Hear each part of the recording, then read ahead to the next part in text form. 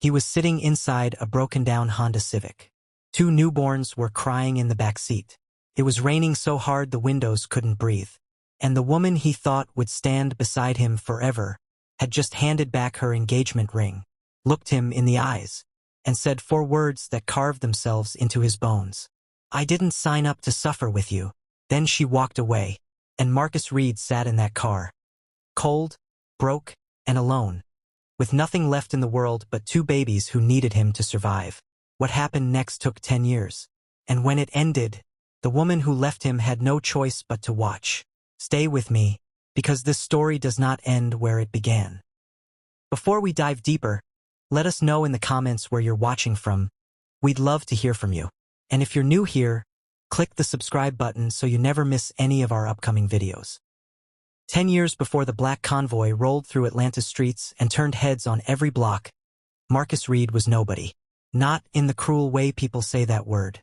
Marcus was nobody in the quiet way, the invisible way, the kind of man who stocks vending machines at midnight and holds doors open for strangers and never once asks the world to notice. He grew up in Savannah, Georgia, in a cramped 2-bedroom apartment that always smelled like bleach and fried onions. His mother cleaned hotel rooms 6 days a week. His father disappeared before Marcus turned 9. There were no grand speeches about manhood in that household.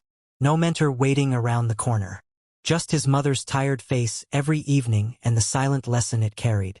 Nobody is coming, so get up. Marcus got up. By 16, he had his first job. By 19, he was working morning and night shifts back-to-back without complaint. He wasn't chasing dreams exactly. He was chasing stability. The kind of life where the lights stayed on and the fridge had something in it. And somehow, through all that hustle and exhaustion and ordinary pain, he still believed in love. That love arrived wearing the name Vanessa Clark. Vanessa was the kind of woman who made silence feel uncomfortable. Not because she was loud, but because her presence demanded to be felt. Light brown skin, sharp eyes that caught everything, a smile that moved through a room like a rumor. She had big dreams, and she wasn't ashamed of them. Luxury apartments, designer shoes, vacations in places her phone autocorrected. She wanted a life that looked like something. And Marcus, gentle, steady, working Marcus, understood that. He didn't resent her ambition. It made him work harder. They met at the cafeteria of a hospital where Marcus stocked overnight vending machines and Vanessa studied for her nursing exams. She liked that he listened, that he remembered small things, that he never once made her feel like a burden. For 3 years, they built something real. Not glamorous. Real. Shared bills. Cheap dates. Dreams whispered in an apartment where the kitchen faucet dripped and the radiator knocked all night. They didn't have much, but what they had felt like enough. When Vanessa told Marcus she was pregnant, twins, he went out to his car and cried for 20 minutes straight. Not from fear, from joy. He came back inside, knelt beside her, held her hands and made her a promise. "You will never regret building a life with me." He meant it with everything in him. Life had other plans. 3 months before the twins arrived, the warehouse company Marcus worked for shut down overnight. No warning letter. No severance check. The doors were locked one morning and never opened again.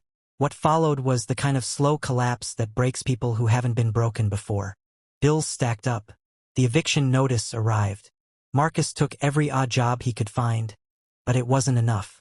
Vanessa's maternity leave was approaching. The babies were coming whether they were ready or not. At night, Marcus would hear Vanessa crying in the bathroom. Soft, controlled sobs. The kind a person makes when they've decided they're alone. He knocked on the door once. "Vanessa, talk to me." Silence. Then the faucet running. Then nothing. He didn't push. He didn't know how. And one Tuesday evening, Marcus came home carrying a plastic bag of discount diapers and 3 formula sample packets from the pharmacy. The apartment was too quiet. Vanessa's closet was open and empty. The framed pictures were gone from the hallway. Even the small blue blanket she had folded neatly on the couch the night before, gone. Marcus stood in the middle of that living room for a long time. Then he saw the letter on the kitchen counter. 3 sentences. "I can't do this anymore. I refuse to raise children in poverty. Don't look for me." In the next room, 2 newborn babies, born just 6 days earlier, began to cry. The months that followed nearly finished him. Marcus had no family close enough to lean on. His mother was still working double shifts in Savannah. His friends tried, but their couches only went so far. For a stretch of time that Marcus would later describe only as the gray period, he and his twins, Maya and Micah, cycled between shelters, a friend's spare room, and the back seat of his Civic. He learned things during that time that no man should have to learn alone. How to warm formula without a microwave. How to change 2 diapers in the dark. How to rock one baby without waking the other. How to eat crackers for dinner and smile about it so the children couldn't feel the weight of what surrounded them. People had opinions. Social workers showed up with clipboards and furrowed brows. Strangers in parking lots stared. Acquaintances whispered behind his back about a man who couldn't hold his life together. Even a distant cousin pulled him aside once and said, gently but plainly, "Marcus, maybe it would be better for the children if you let the state." "No," Marcus said, "just that. No explanation. No argument. No." He endured everything without complaint. Not because he was too proud to ask for help. Because he had made a promise to 2 people who couldn't understand promises yet. And he intended to keep it. The night everything changed was a Wednesday in February. Temperatures had dropped below freezing. Marcus had parked his Civic behind a 24-hour diner on the outskirts of Atlanta. Maya and Micah were asleep under 2 old blankets in the back seat. Marcus sat up front, hands wrapped around a gas station coffee that had gone cold an hour ago, staring at the steering wheel like it owed him answers. He hadn't eaten properly in 2 days. A knock on the passenger window snapped him out of it. Marcus's whole body tensed. His hand moved instinctively toward the door lock. But the man outside wasn't threatening. He was old, silver-haired, wearing a heavy wool coat.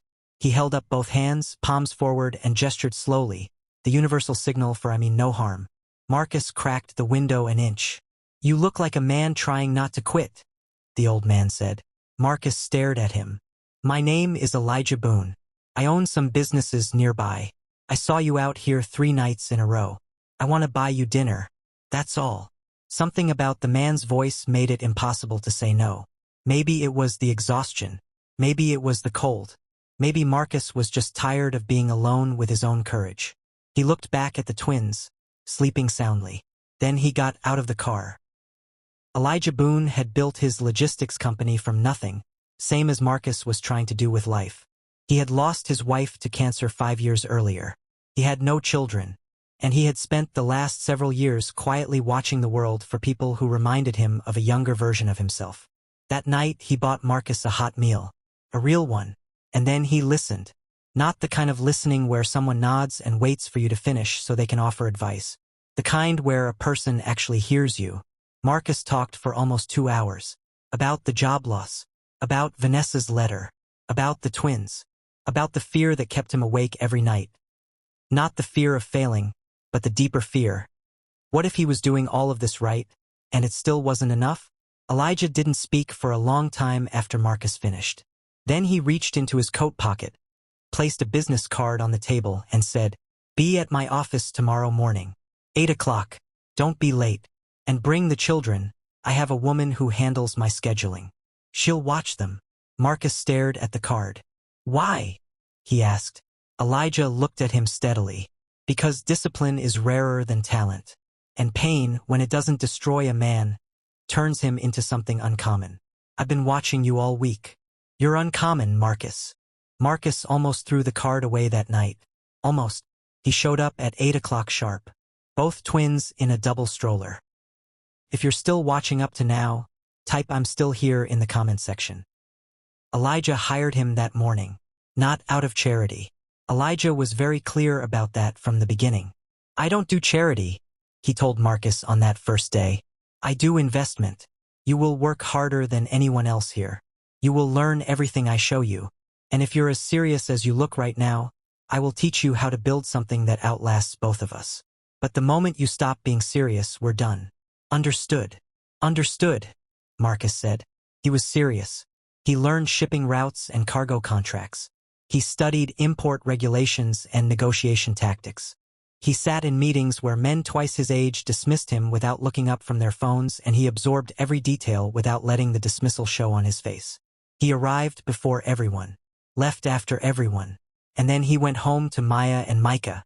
He braided Maya's hair before school, packed Micah's lunches, attended every parent-teacher conference, every school play, every Saturday basketball game where Micah dribbled badly and grinned like it was the championship. He became both parents at once. Cost him. There were years when Marcus had no social life, no romance, no rest that felt like actual rest. There were nights he sat at the kitchen table after the twins fell asleep and felt something hollow and exhausted move through him like a current. But then Maya would come downstairs for a glass of water and lean against the doorframe and say, "You okay, Daddy?" in that small, sleepy voice. And the hollow feeling would recede. Not disappear. Recede. That was enough. Years folded into years. Marcus moved from worker to manager to partner. When Elijah's health began to decline, he handed Marcus increasing responsibility. Not as a gift, but as a confirmation of something he had believed since that parking lot in February. By the time Marcus turned 38, the company had tripled in revenue under his leadership. His name appeared in regional business publications. He was invited to panels, photographed at galas, cited in profiles about self-made executives who built wealth the quiet, relentless way. The man who had once sat shivering in a Civic with 2 crying babies had become someone the world paid attention to. And Vanessa Clark had no idea. Her life moved differently. The man she had left Marcus for, a smooth-talking real estate investor with a leased Mercedes and a borrowed lifestyle, turned out to be exactly what he looked like up close. A performance with nothing behind it. 2 years in, the lies started surfacing. The money wasn't real. The investor was a title, not a fact. By year 3, Vanessa was working double hospital shifts to cover debts that weren't even hers. The relationship collapsed. Another one followed. That one collapsed too. By 40, Vanessa was living alone in a 1-bedroom apartment in Decatur, financially unstable, emotionally exhausted, and carrying a particular kind of loneliness that comes not from being alone but from knowing why. She had made a choice. She had been so certain the choice was right. And sometimes, on quiet Sunday evenings when the apartment felt too large and too small at the same time, she would search his name. The first time she found a result, she thought it was a different man. Marcus Reed, logistics executive. Marcus Reed, philanthropist. Marcus Reed photographed shaking hands with the state governor. Marcus Reed, keynote speaker at the National Business Leadership Summit. Her hands began shaking. She scrolled through the images slowly. The tailored suits, the easy confidence in his posture, the way he stood like a man who had decided a long time ago that nothing would knock him sideways. And then she found the photo that destroyed her. A magazine profile piece.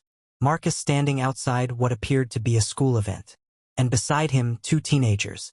A girl with her father's eyes and her own quiet grace. A boy with his father's stillness and a wide, easy smile. Her children.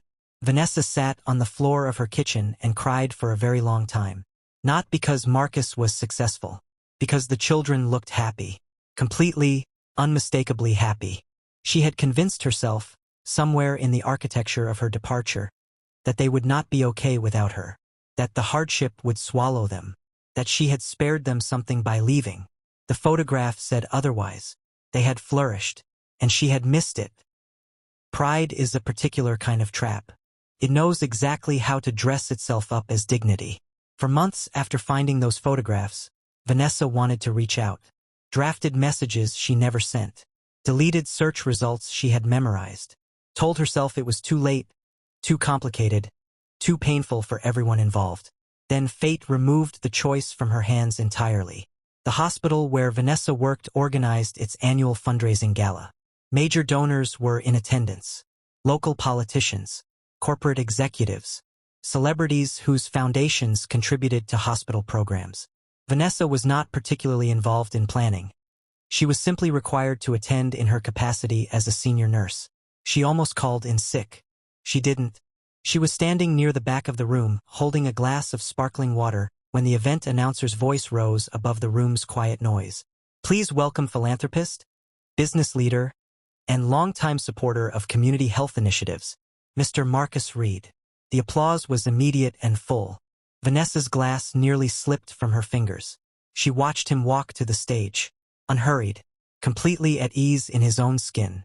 The same quiet man she had once known, but pressed into something harder and more defined, the way heat turns ordinary sand into glass. He thanked the hospital. He talked about community. And then, without warning, his remarks shifted. He began talking about single parents. About the particular silence of 3 a.m. feedings with no one beside you. About learning to braid your daughter's hair from YouTube tutorials because there was nobody else to ask.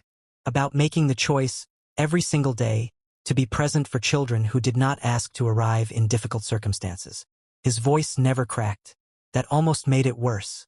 Vanessa stood absolutely still as understanding moved through her like cold water. Every word was about her. Not as accusation. Not as performance. Just truth spoken plainly by a man who had lived it. When the applause came at the end, Vanessa was not clapping. She was already moving toward the exit. She waited outside. She did not know exactly why. Every rational part of her said to go home. To let this evening fold back into the quiet shame she carried daily and move on. But her feet didn't move toward the parking lot. They moved toward the side entrance where the security team directed VIP guests. She stood in the cool evening air for 40 minutes.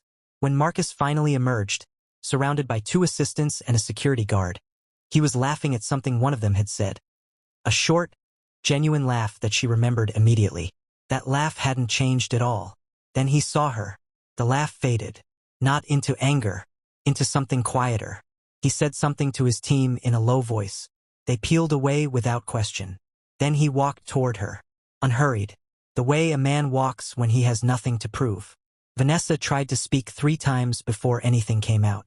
The words she had rehearsed for years, the explanations, the context, the careful sentences she had built and rebuilt in her apartment on Sunday evenings, evaporated completely. What came out instead was a sound she barely recognized as her own voice. "I'm sorry, Marcus." He looked at her for a long moment. "I know," he said. 2 words. Quiet. Certain. No rage. No forgiveness either, not yet. Just acknowledgement. The kind that comes from a man who had finished grieving something years ago and simply hadn't bothered to announce it. Vanessa felt the tears before she knew she was crying. She tried anyway. The explanation, the fear, the loneliness, the pressure of watching someone she loved struggling and believing in her bones that the struggle would never end. Marcus raised one hand gently. "Vanessa." She stopped. "You didn't leave because we were poor," he said quietly. "You left because you believed I would never become more. That's not the same thing." The accuracy of that sentence hit her somewhere she couldn't defend. She opened her mouth, closed it. The door behind Marcus opened again, and 2 teenagers stepped out into the evening air. Vanessa's hand rose to cover her mouth before she could stop it. Maya and Micah, older now, her daughter, composed and watchful, with her father's stillness and something fierce and private behind her eyes. Her son, a little taller than she'd imagined, looking between his father and this crying woman with open confusion. Marcus said simply and gently, "This is your mother." The word landed between the 4 of them like something heavy. Maya didn't cry. She looked at Vanessa the way a person looks at a landmark they've been told about their whole life but have never visited, with recognition but without connection. Micah took a half step back. Then Maya spoke. Her voice was steady, careful. "Why didn't you come back for us?" The question had no performance in it. No accusation. Just the clean, honest weight of a decade of wondering. Vanessa had no answer. Not because she hadn't thought about it, but because none of the answers she had were large enough to fill the space the question created. She understood in that moment that she had not been waiting for the right moment to return. She had been waiting for the guilt to become small enough to live with. It never had. Marcus watched her face carefully. Then he placed a hand briefly on Micah's shoulder and said, "Give her a moment." That small gesture, protecting the children's emotional space even now, was the thing that broke Vanessa completely. He had not taught them to hate her. After everything, he had simply raised them, completely, devotedly, and left the door open. That was the real victory. Not the money, not the power. The door he had left open. Months passed after that evening. Vanessa didn't flood the twins' lives with sudden presence. She learned quickly that Maya and Micah were not hungry for a mother. They were cautious, and caution in this context was fair. What they allowed her was limited at first. A phone call here, a brief lunch there, Conversations that started cautiously and sometimes ended in long silences that nobody rushed to fill. Slowly, so slowly, something began to form. Not the family that might have been. Something different. Something shaped by the reality of what had happened, not the fantasy of what hadn't. Marcus said nothing to push or block the process. One evening, Micah came to him while he was sitting on the back porch after dinner. "Dad?" Micah said, settling into the chair beside him. "Did you ever hate her?" Marcus was quiet for a while. He looked out at the yard, the oak tree in the corner, the basketball hoop he had put up himself when Micah was 9. "No," he said finally. Micah frowned. "Not even at the beginning?" Marcus turned to look at his son. "Especially not at the beginning. Hate keeps pain alive, Micah. It gives it a house to live in. I couldn't afford that. I had you and your sister to raise, so I chose something else." "What did you choose?" Marcus looked back at the yard. "Peace," he said. "I chose peace instead." Micah sat with that for a long time. Neither of them spoke. It wasn't necessary. Some lessons don't need elaboration. They only need to be witnessed. 3 years after that gala, Marcus established a foundation, the READ Initiative, providing emergency housing, childcare support, and financial counseling for single parents across 5 states. Not because he had forgotten the freezing car, the crackers for dinner, the social workers with their clipboards, because he remembered every detail. And he knew something that numbers alone couldn't communicate. That the difference between a man who survives his circumstances and a man destroyed by them is often not talent or intelligence or even effort. It is whether one person, one Elijah Boone, shows up at the right window on the right cold night and says, "You look like a man trying not to quit." Marcus became that person for others. As for Vanessa, she carried the weight of her decision for the rest of her life. Not dramatically, not with collapse or crisis, just as a quiet, permanent ballast. The knowledge of what she had walked away from before it became what it became. She had mistaken a man's silence for smallness. She had mistaken his struggle for his ceiling. She had chosen security over love and received neither. There is no fairy tale ending to assign to her story. She did not get swept back into the life she abandoned. She got, instead, the slow and real work of rebuilding trust with 2 young adults who had every reason to keep their distance. Sometimes they let her in. Sometimes they didn't. That was the honest consequence of an honest choice, and she was learning to live inside it. Because that is what we do with our worst mistakes. If we are serious about becoming better than them, we don't explain them. We don't bury them. We carry them. And we try, one careful day at a time, to become the kind of person who wouldn't make them again. Some people leave during the construction phase, then return when the building touches the sky. Marcus Reed did not build his life to prove something to Vanessa Clark. He built it because 2 babies were crying in the dark and someone had to answer. He built it because an old man knocked on a frosted window and offered not pity, but recognition. He built it because the only inheritance he could guarantee his children was the example of a man who refused to stop. And the people who overlooked him, dismissed him, and walked away from him during the hardest years of his life, they didn't break him. They just left him alone long enough to become himself. Now, a question for you. If you were Vanessa, would you have stayed? And if you were Marcus, could you have chosen peace over bitterness? Leave your thoughts in the comments below. We read every single one. And if this story moved you, share it with someone who needs it today. If you haven't subscribed yet, do it now. Hit that subscribe button, ring the notification bell, and leave a like on this video so more people can find stories like this one. We'll see you in the next one.